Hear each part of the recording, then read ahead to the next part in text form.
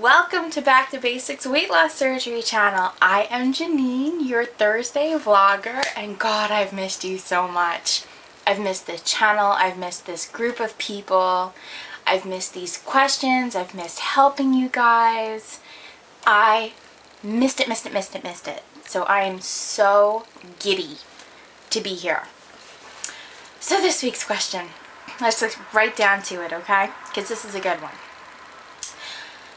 Question is a little scenario, and us on the channel are going to share our thoughts on this scenario. So a weight loss surgery peep has gotten off track, gained some weight back, and desperately wants to get back on track, but they're fuzzy about where or how to start getting back on track. So what are your suggestions to get back to basics? Have you been there, or do you know someone who has? And what did you do, or what did that person do?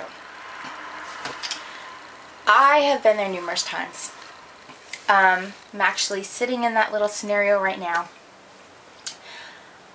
I had my first weight loss surgery in 2007. So I am 5.5 years post-op from my very first surgery, from surgery number 1. You know, some of you guys know I've had 3 weight loss surgeries. So yeah, I gave it a hell of an effort so many times I can't even tell you. And I'm going through that right now. I don't know how much I've gained at the moment, but I'm positive that during the hurricane, when we had no electricity, I know I gained at least 10 pounds, possibly more. And you know, there were times with my lap band, my first weight loss surgery, that I gained as much as 40 pounds and wanted desperately to get back on track and get it off again. How do you handle that? First thing you gotta do, in my opinion, my suggestion, just my suggestion, come up with a plan of attack, okay?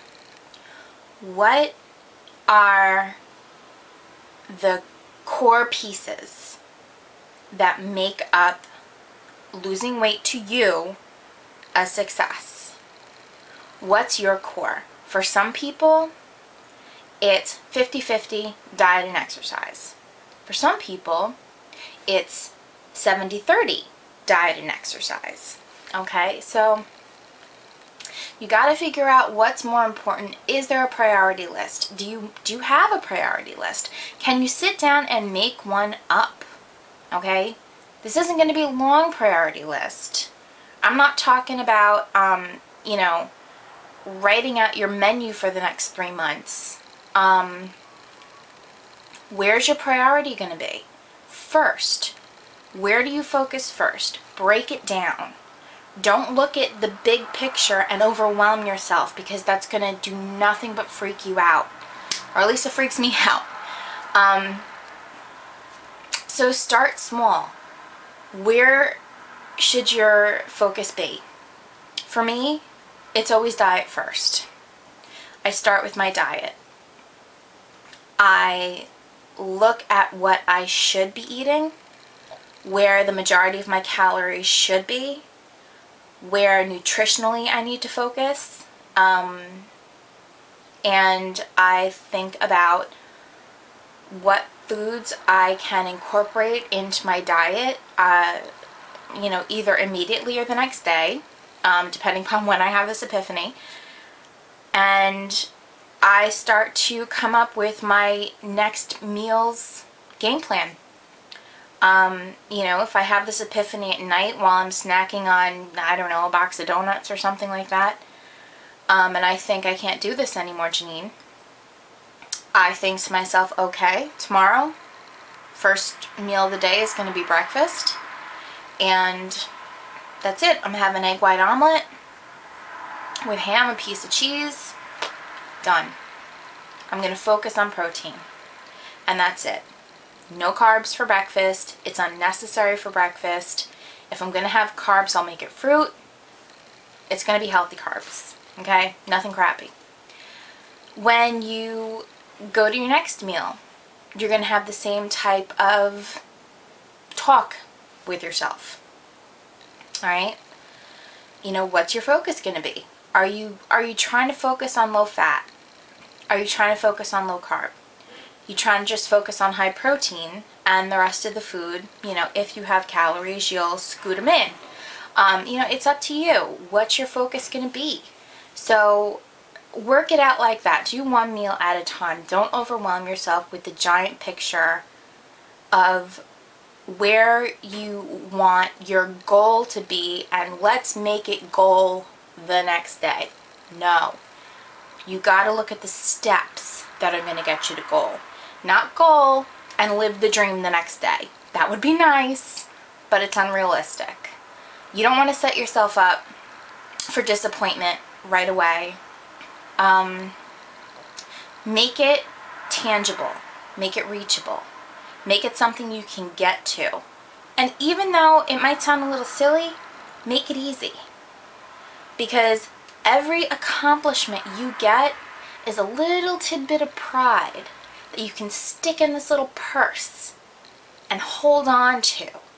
And the more pride you've got in that purse, the bigger your steps can get, the bigger leaps and bounds you can make, and the farther you can go in your journey. And before you know it, that one breakfast of egg white omelet with ham and cheese turns into a full day of fantastic protein with low carbs and low fat, and then you're looking at 3 days of good food, and then you're looking at a week of good food, and by then you've got so much pride that we were just talking about in that little purse that you're like, you know what, I handled a whole week of eating right. I'm gonna throw my ass on that treadmill. And then before you know it, you got the pride in the purse from eating right, you got the pride in the purse from standing on that treadmill and doing some walking or some running, whatever you do, or maybe you do the elliptical machine, whatever it is, and you just basically start small. Start small, work your way up. Do not jump into it. Do not go head first. It's scary. It can be overwhelming. It can be a way of setting yourself up for disappointment, and that's the last thing you need, is more disappointment on your plate. Do it small, graduate big, and I think you'll do awesome. I really do. And the first time you try it, so what if you don't do it perfectly? So what if the first day is not perfect? Whoop-de-doo. Okay, if we did everything perfect the first time we tried it, how would we know it's perfect when we had nothing else to compare it to? We wouldn't. There would be no best. There would only be one way. Alright? So don't worry about screwing up on time 1, time 2, time 10. As long as you can make it a time 11 or 12, who cares? The point is that you've got the drive to keep going. You got the drive to get better. You have the drive to succeed. And as long as you've got that drive, that is the most important tool in your toolbox. So you make sure you've got that drive. You start small, you graduate big, you keep pride in that purse, keep holding on to that pride in that purse, and you will make it big. You just got to work small, okay?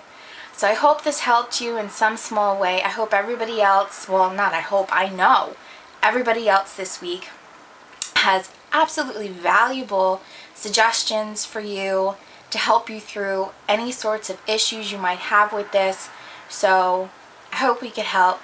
Thank you so much for watching Back to Basics Weight Loss Surgery channel. It's Turkey Day, so I hope everybody has a fantastic Thanksgiving. I hope you get to spend it with people that you love and adore. And good luck getting through the holiday. And I will see you next week. Bye.